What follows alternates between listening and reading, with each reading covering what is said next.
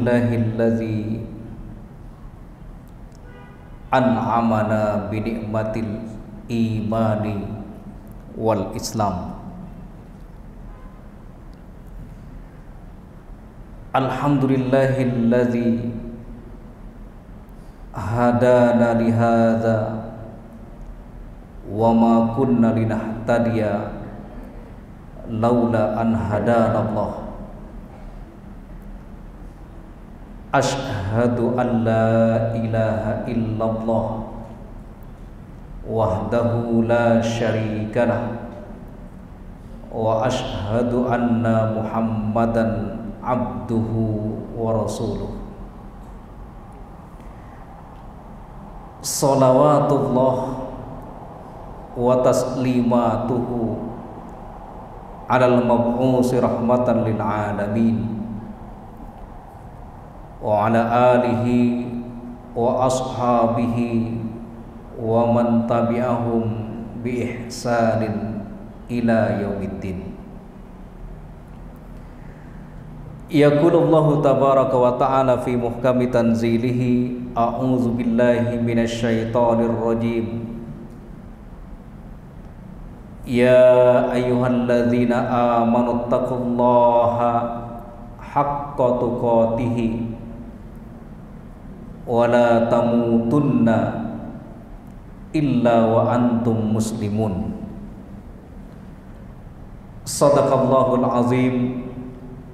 Bapak dan Ibu sekalian, jamaah kajian lepas yang semoga dirahmati dan diberkahi oleh Allah Subhanahu wa taala. Alhamdulillah, kita bersyukur kepada Allah Subhanahu wa taala atas izinnya, atas rahmat dan kasih sayangnya, kita semuanya bisa melaksanakan sholat maghrib secara berjamaah. Dan atas izinnya pula, setelah kita melaksanakan sholat maghrib secara berjamaah, kita bisa menghadiri majelis ilmu di Masjid Agung Al-Azhar ini.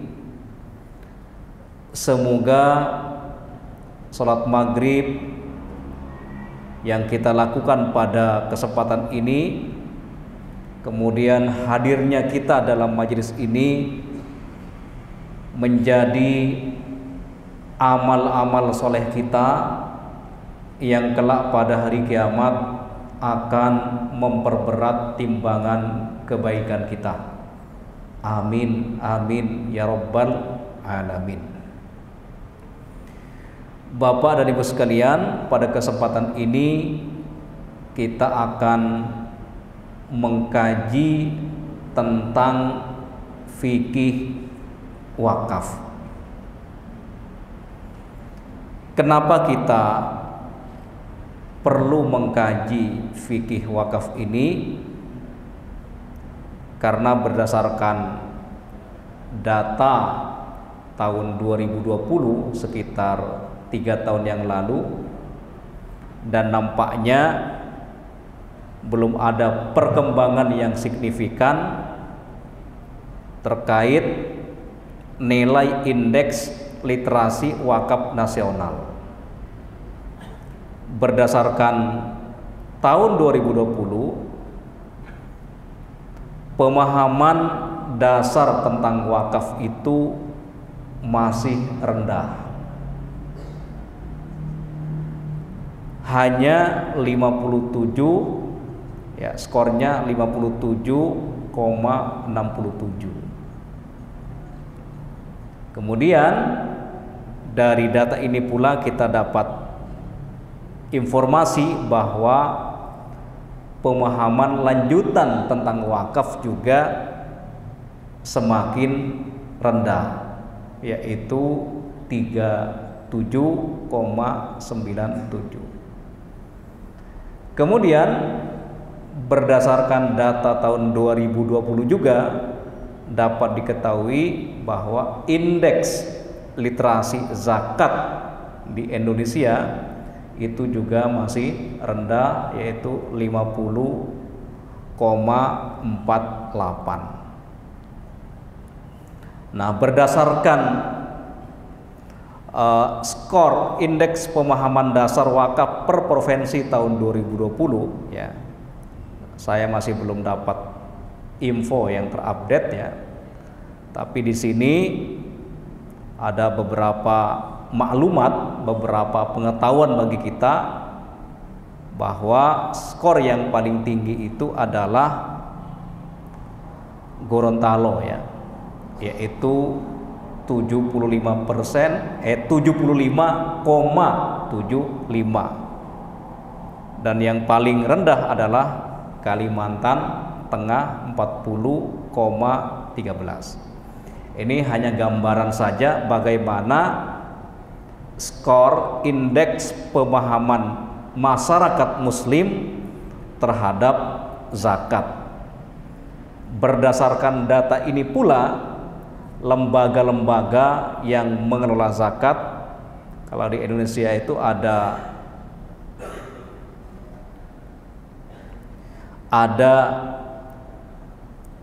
WI ya, Wakaf Indonesia ya.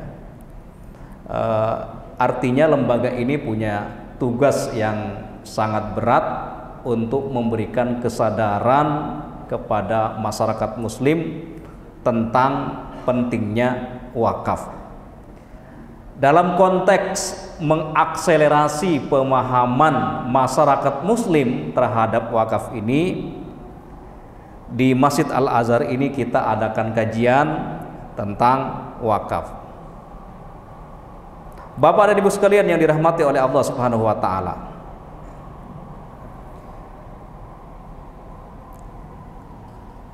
kenapa kita perlu mempelajari tentang fikih wakaf? Bapak dan Ibu sekalian, salah satu aspek penting dalam literasi wakaf adalah fikih wakaf. Di sini kita akan mengkaji definisi wakaf, hukum berwakaf, dalil disyariatkannya wakaf, rukun dan syarat sahnya wakaf, kemudian pendapat ulama tentang istibdal, penukaran harta wakaf, dan wakaf uang atau yang kita kenal dengan cash wakaf. Bapak dan Ibu sekalian, wakaf telah disebutkan dasar dan dalilnya di dalam Al-Quran dan juga hadis Rasulullah Sallallahu Alaihi Wasallam. Konsep wakaf ini juga telah banyak dibicarakan secara terperinci oleh para ulama dalam buku fikih dan buku-buku yang lain. Nah, dalam kajian ini kita akan menjelaskan konsep wakaf dari perspektif fikih sesuai dengan hasil ijtihad para ulama terdahulu dan ulama kontemporer. Nah, Bapak dan Ibu sekalian yang dirahmati oleh Allah Subhanahu wa taala, wakaf secara etimologi, secara bahasa, secara tekstual itu bentuk masdar dari kata waqafa, yakifu, wukuf atau waqfan, yang bermakna adalah al-habs. Al-habs itu artinya menahan. Habs artinya menahan atau berhenti atau diam. Kalau waqafa, yakifu, wukuf atau waqfan itu artinya habs, berhenti, berdiam atau menahan.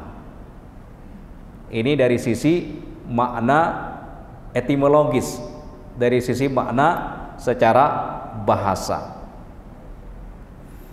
Apabila kata wakaf ini dihubungkan dengan harta seperti tanah, binatang, dan yang lain-lainnya, ia berarti pembekuan hak milik untuk faedah tertentu.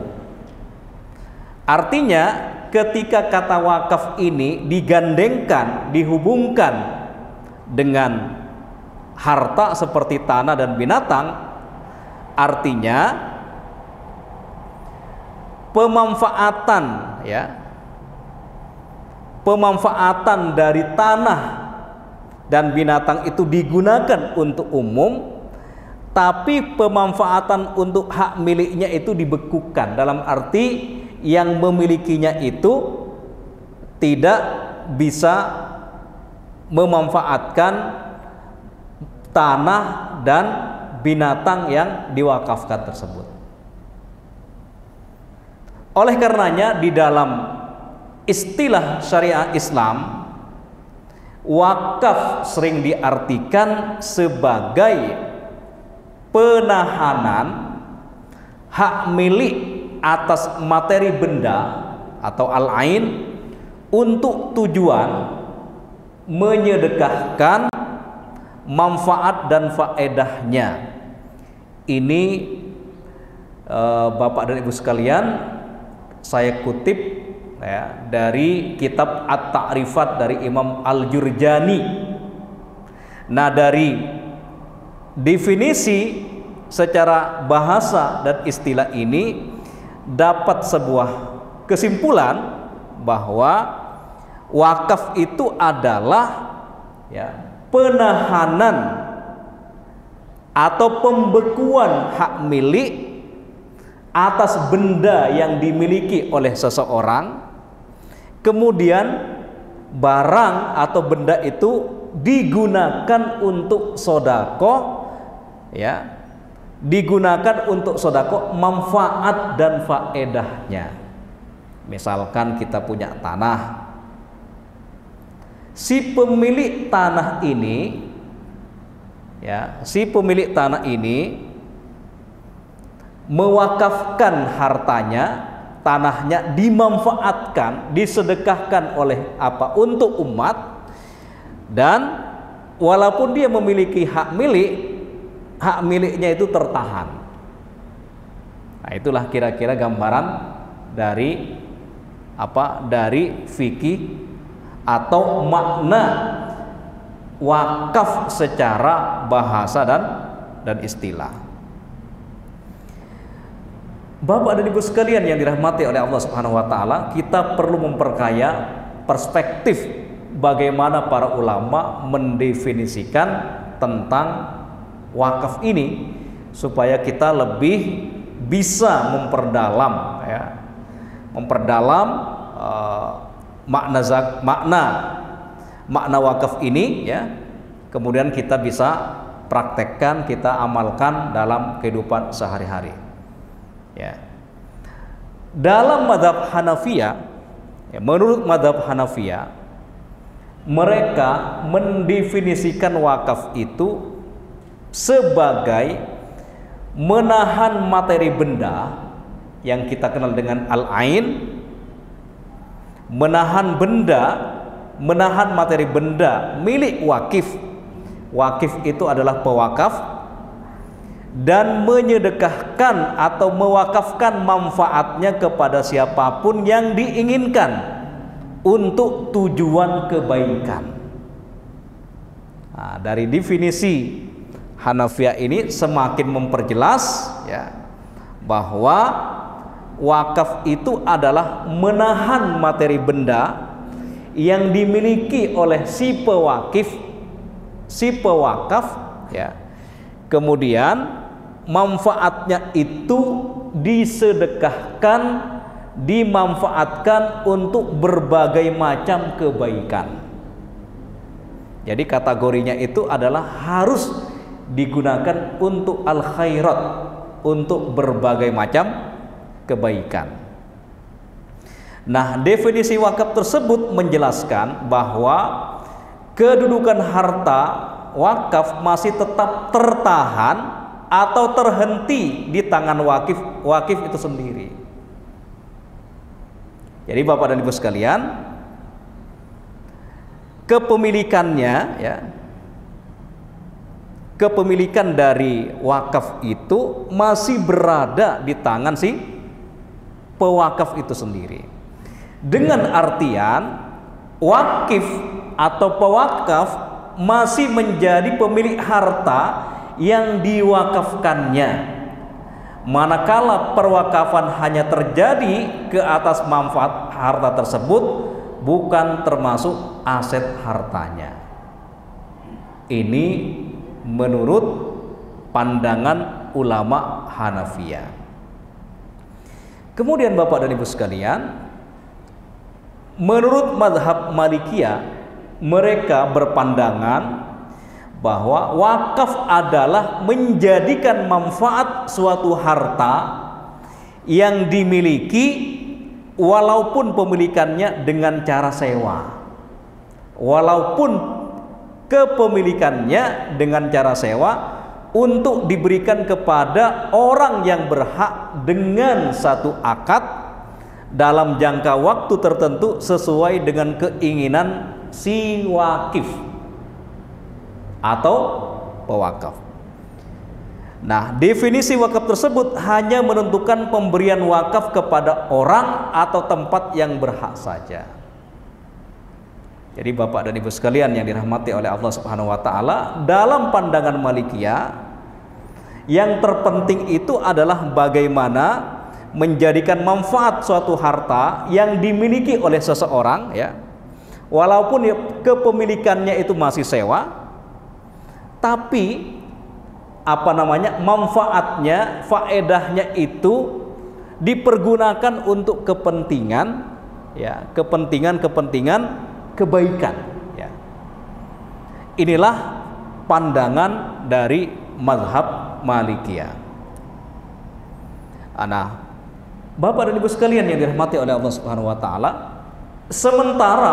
sementara mazhab Syafi'iyah mengartikan wakaf dengan menahan harta yang bisa memberi manfaat serta kekal materi bendanya.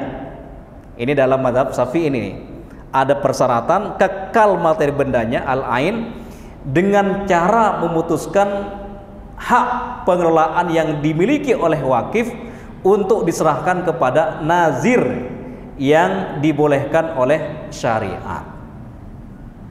Ini dalam pandangan mazhab Syafi'iyah. Wakaf itu identik dengan materi ya, yang kekal. Maksudnya materi yang tidak kepemilikan yang tidak bergerak, seperti tanah, rumah dan seterusnya. Itu berbeda dengan mazhab Malikiyah. Sehingga dalam pandangan Syafi'iyah ya, mereka mensyaratkan harta yang diwakafkan itu harus harta yang kekal materi bendanya, dengan artian harta yang tidak mudah rusak atau musnah, serta diambil manfaatnya secara berkelanjutan. Jadi kalau kita membaca pandangan mazhab Syafi'i ini, bahwa syarat harta yang diwakafkan itu adalah harta yang kekal, harta yang tidak mudah rusak, harta yang yang permanen, yang manfaatnya bisa ya, manfaatnya itu bisa dirasakan ya, secara kontinu, secara berkelanjutan. Ini nanti dari definisi ini nanti akan menimbulkan perbedaan pendapat. apakah wakaf itu hanya berbentuk materi, ya apa benda yang tidak bergerak, atau bisa wakaf juga dengan materi-materi yang lain. Dari definisi ini udah kelihatan ujungnya nanti, ya seperti apa. Nah, sementara madhab yang keempat, madhabnya Ahmad bin Hambal, atau yang kita kenal dengan madhab Hanabila, mendefinisikan wakaf dengan menahan asal harta atau tanah, dalam kurung tanah, kemudian menyedekahkan manfaat yang dihasilkan. Jadi yang terpenting di sini adalah menahan harta, misalkan tanah di sini, kemudian kemanfaatan atau hasil dari tanah itu diwakafkan untuk berbagai macam proyek-proyek kebaikan, ya. Jadi definisi dari Hanabila dan Asy-Syafi'iyah ini hampir mirip, ya.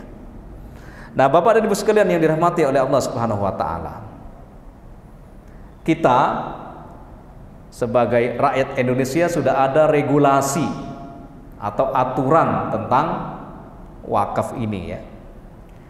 Di dalam Undang-Undang Nomor 41 Tahun 2004, Nomor 41 Tahun 2004 dikatakan bahwa wakaf itu diartikan dengan perbuatan hukum seorang wakif.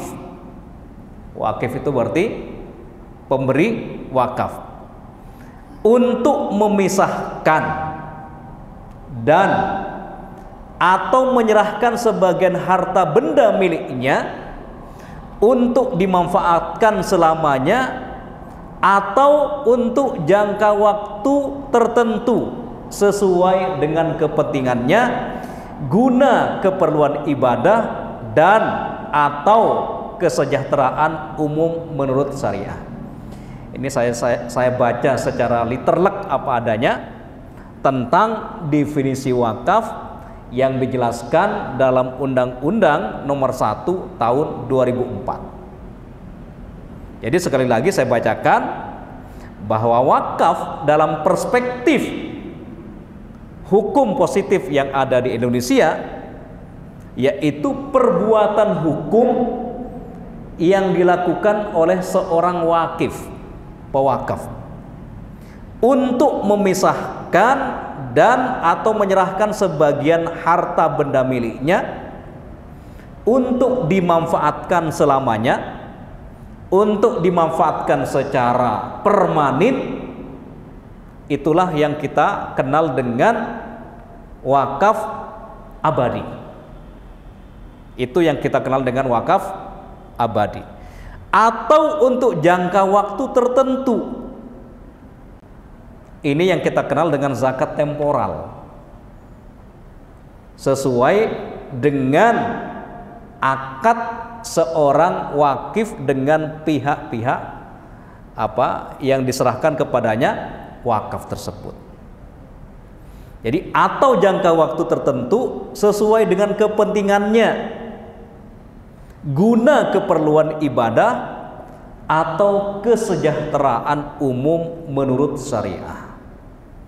Jadi poinnya di sini adalah wakaf itu hanya bisa digunakan dalam rangka beribadah kepada Allah Subhanahu wa taala dan digunakan untuk kesejahteraan umum menurut perspektif syariah.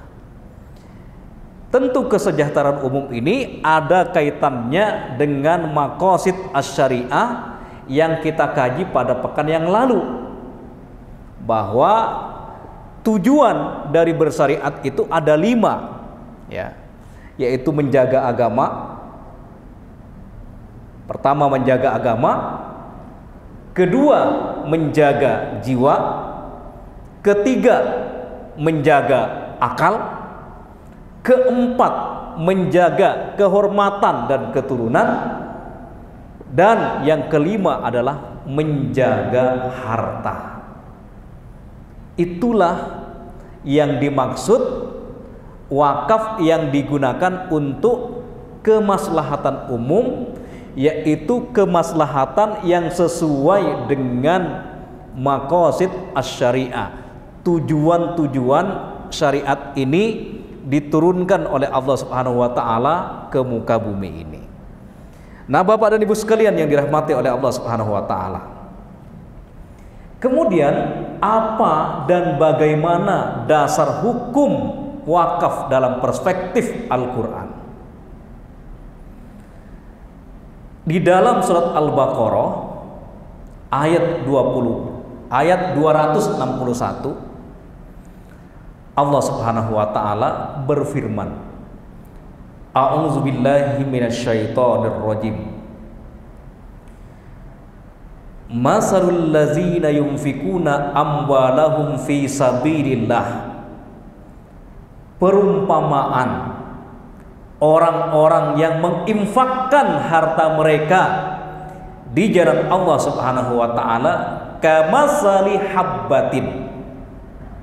Kamasali habbatin, seperti ya atau serupa dengan sebutir benih,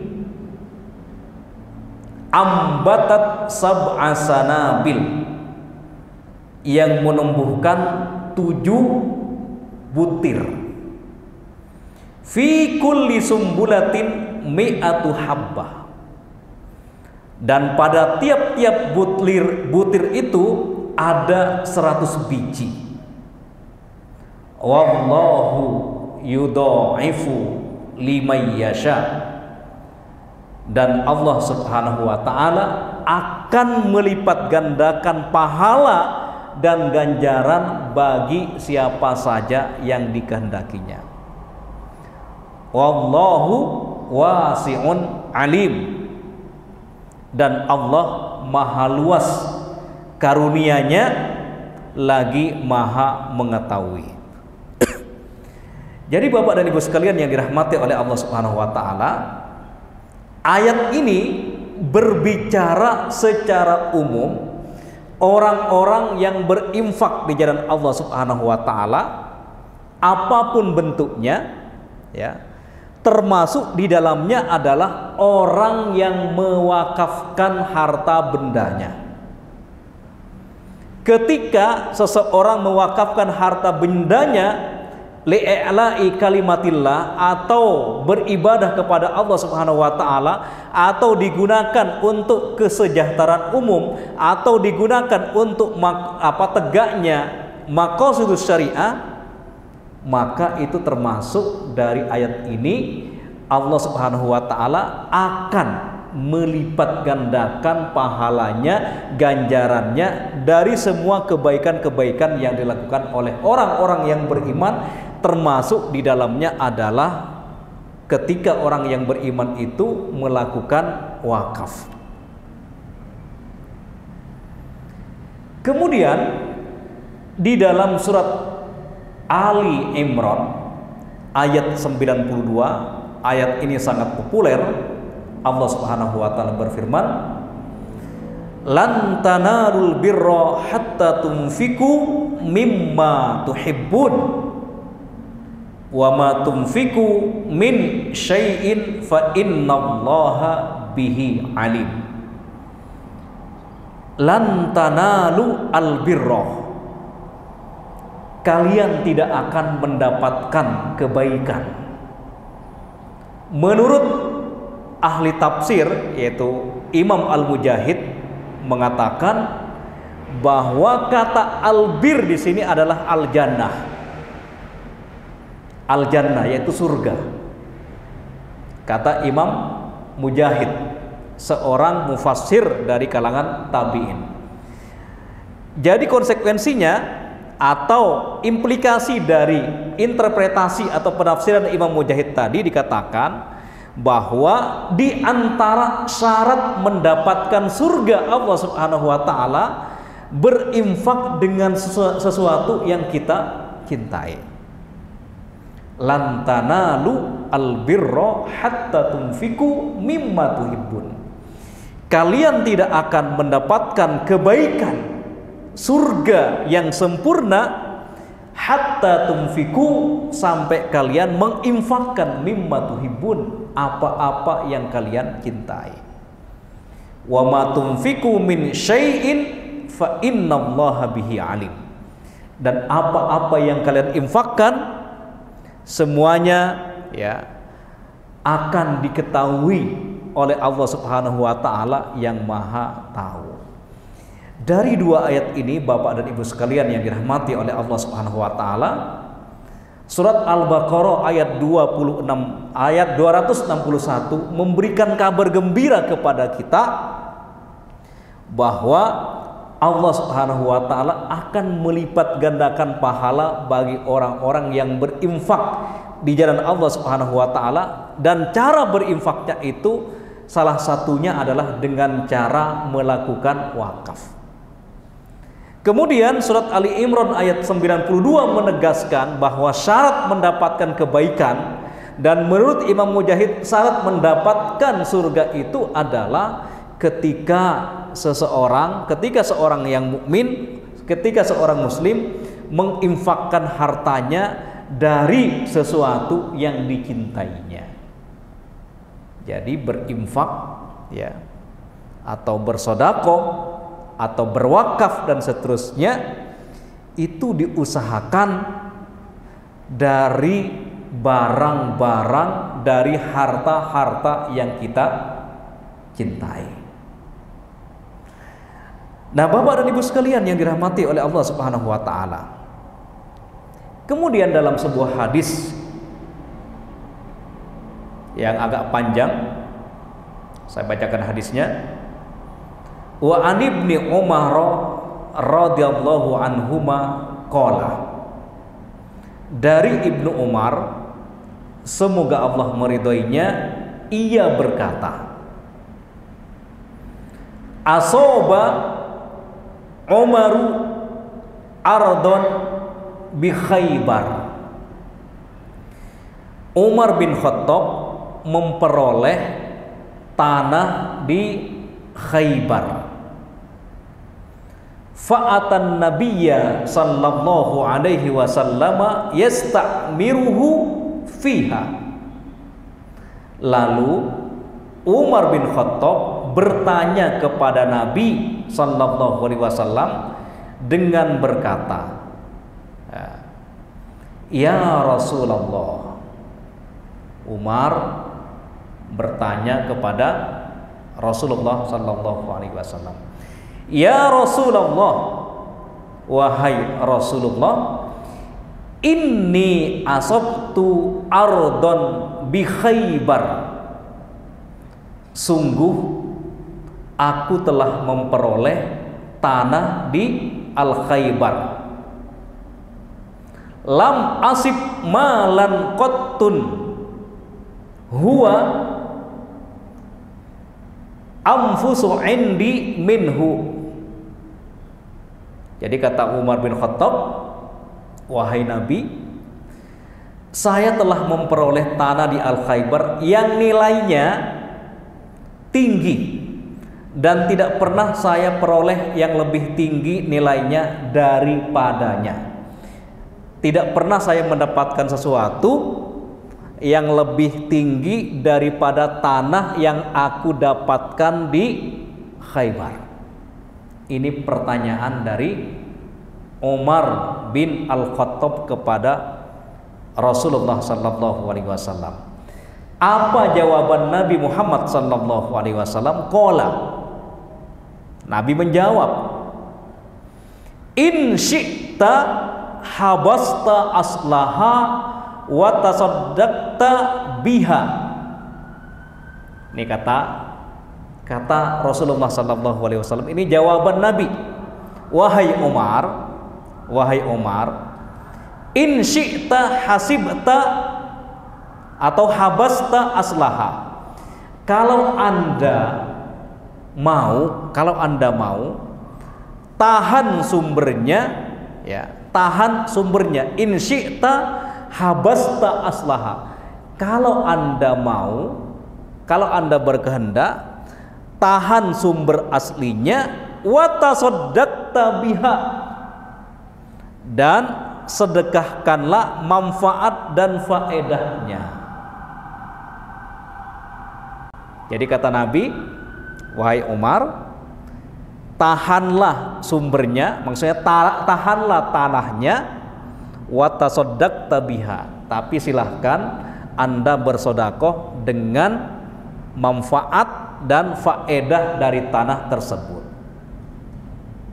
Qala fatasaddaqo biha Umar. Dari riwayat Ibnu Umar ini, Ibnu Umar itu adalah anak dari Umar bin Khattab, boleh mengatakan qala fatasaddaqo biha Umar. Ketika Umar bin Khattab mendapatkan jawaban dari Rasulullah sallallahu alaihi wasallam, kemudian Umar bin Khattab mensodakohkan tanah tersebut. Annahu la yuba'u asluha, ia tidak boleh dijual. Wala yurasu, dan juga tidak dijadikan harta warisan. Wala yuhabu, dan juga tidak boleh dihibahkan. Fatasaddaqo biha fil fuqara. Kemudian Umar bin Khattab hanya menyedekahkan manfaatnya, faedah dari tanah tersebut, disodakohkan untuk fakir miskin. Wafil kurba, manfaat dan faedahnya juga digunakan untuk sodako kepada keluarganya, ya, untuk keluarga. Wafir rikob, juga digunakan untuk memerdekakan budak. Wafi sabilillah, dan juga untuk orang yang berperang di jalan Allah Subhanahu wa taala. Wabnis sabil, atau seorang musafir, ya, yang kehabisan bekalnya. Waddoif, bisa digunakan juga manfaatnya, faedahnya digunakan untuk sodakoh kepada para tamu. La junaha ala man waliyaha ayyakula minha bil ma'ruf wa yut'ima sadiqan. Ini kita perhatikan hadis ini.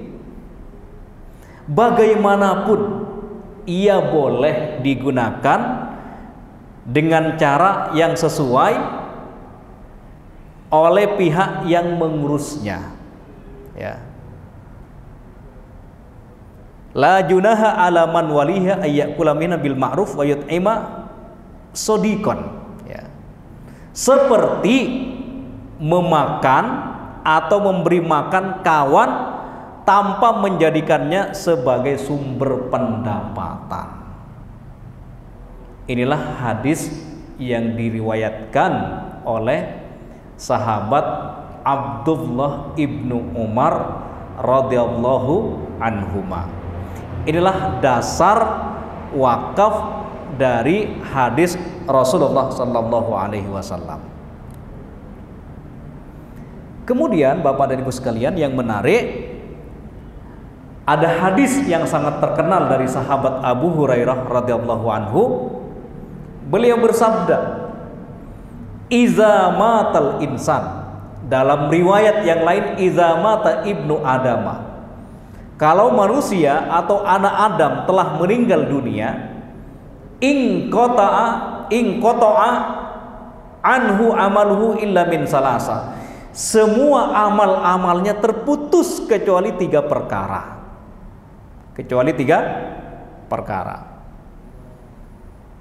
Yang pertama adalah illa min sodakotin jariyatin, yang tidak terputus pahalanya itu adalah sedekah jariyah. Sedekah jariyah, di situ ada gambar itu. Gambar apa itu? Yang relevan dengan sedekah jariyah apa di situ?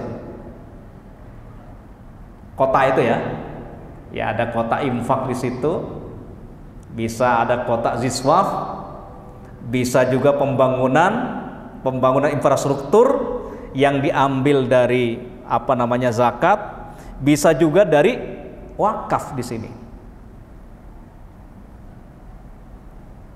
Min shadaqatin jariyah. Yang kedua,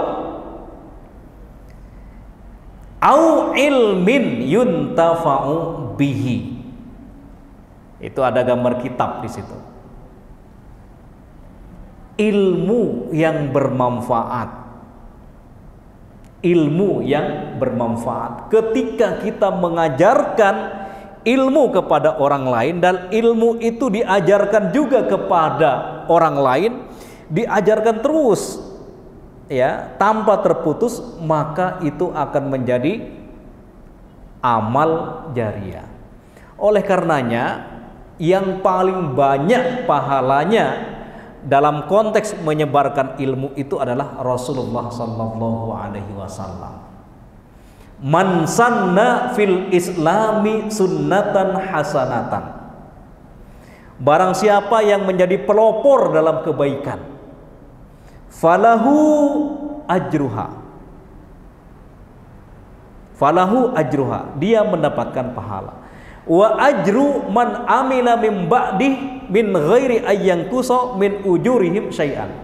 Dan dia juga akan mendapatkan pahala dari orang-orang yang mengikuti jejaknya tanpa mengurangi sedikit pun.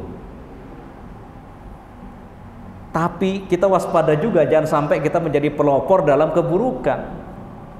Wa man sanna fil islami sunnatan sayyi'atan fa alaihi wizruha. Barang siapa yang menjadi pelopor dalam keburukan, dia akan mendapatkan dosa ya. Wa wizru man amila min ba'di min ghairi ayyanqusa min auzarihim syai'an. Dia juga akan mendapatkan dosa ya dari orang-orang yang mengikuti jejaknya. Oleh karenanya, manusia yang paling banyak mendapatkan transfer keburukan siapa, Pak? Siapa? Qabil. Dalam sebuah hadis dikatakan, tidaklah ada pembunuhan secara zalim di dunia ini melainkan anak Adam yang pertama yang bernama Qabil itu akan kecipratan dosanya. Karena dialah yang pertama kali mempelopori, memprakarsai pembunuhan terjadi di muka bumi ini. Jadi setiap ada pembunuhan secara zalim, maka Qabil itu mendapatkan dosa yang mengalir, dosa jariyah. Ada dosa jariyah juga. Di samping ada amal jariyah, ada dosa jariyah. Nah, yang ketiga Bapak dan Ibu sekalian, awwaladin solihin yad'ulah. Ini investasi juga, investasi kita sebagai orang tua, yaitu seorang anak yang soleh, yang senantiasa mendoakan kedua orang tuanya. Anak yang soleh, yang soleha, yang mendoakan apa? Kedua orang tuanya sampai pahalanya ini akan bermanfaat ya sampai hari kiamat. Jadi Bapak dan Ibu sekalian, dari sedekah jariyah ini, dari ilmu yang bermanfaat ini, dari anak soleh yang mendoakan kedua orang tuanya ini, betapa indah dan bijaknya ajaran Rasulullah SAW, karena semua orang punya peluang untuk memiliki ketiga instrumen tersebut. Jadi Bapak dan Ibu sekalian, kalau kita ingin mendapatkan pahala jariyah, di antara tadi adalah sedekah jariyah. Sedekah jariyah itu di antara bentuknya sekarang adalah dengan cara wakaf. Jadi Bapak dan Ibu sekalian tidak usah ragu untuk berwakaf melalui lembaga yang dikelola oleh Al-Azhar ini, supaya kita punya investasi jangka panjang untuk untuk kita di dunia, lebih-lebih untuk kebahagiaan kita di akhirat kelak.